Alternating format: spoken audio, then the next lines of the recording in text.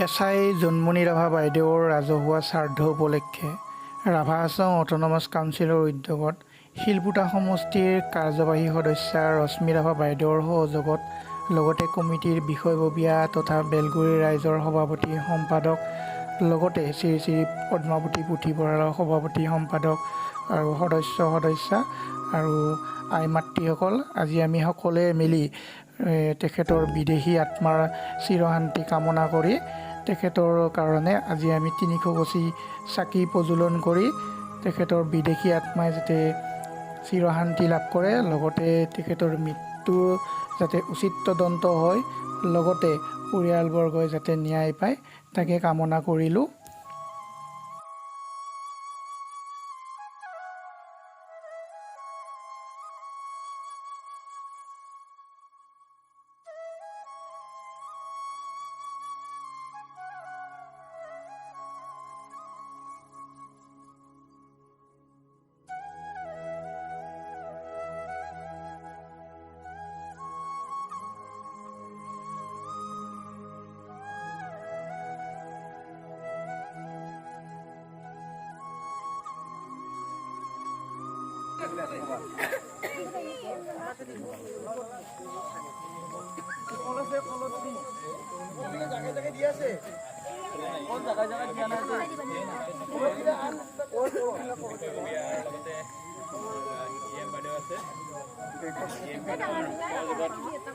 আজি বন্তি প্ৰজ্বলন অনুষ্ঠান আমি ৰাখিছিলোঁ।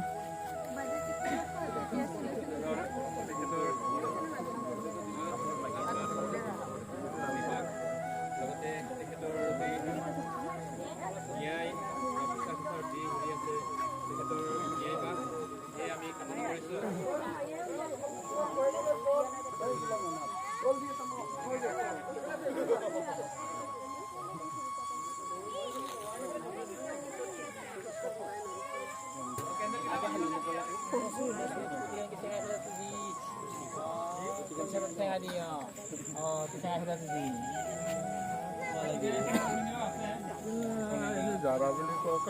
নিবেদিত লোকেৰ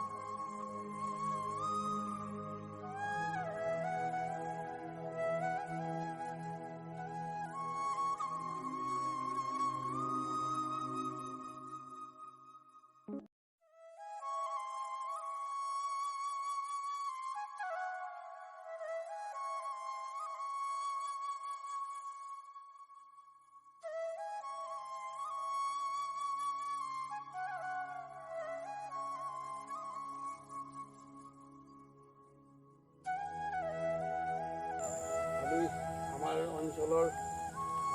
ৰাইজ লগতে মহিলা তথা আমাৰ সংঘৰ পদ্মাৱতী পুথিভঁৰালৰ সদস্যবৃন্দ লগতে আমাৰ যৌথ সংগ্ৰাম সমিতিৰ সদস্যবৃন্দ লগতে মনিটৰিঙৰ শিলপুটা পৰিষদীয় সমষ্টিৰ মনিটৰিঙৰ সদস্যবৃন্দ লগতে উপস্থিত ৰাইজৰ আমাৰ বেলগুৰি ৰাইজৰ সভাপতি সম্পাদক তথা বিষয়ববীয়াৰ উপস্থিতি আজিৰে আমি বন্তি প্ৰজ্বলন কাৰ্যসূচীত ইয়াত অনুষ্ঠিত গোটেই অসমবাসীয়ে যিটো সহজভাৱে লোৱা নাই, গতিকে আমি সেই চেগতে তেখেতৰ যাতে উচিত তদন্ত হয়, তেখেতৰ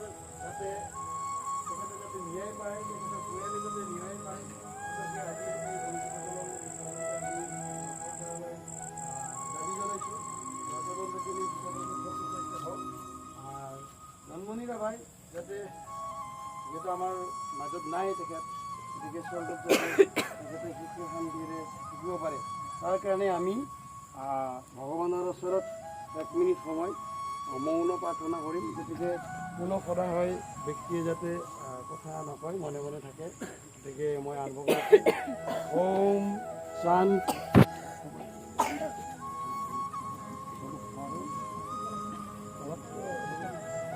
আমাৰ শ্ৰদ্ধাৰ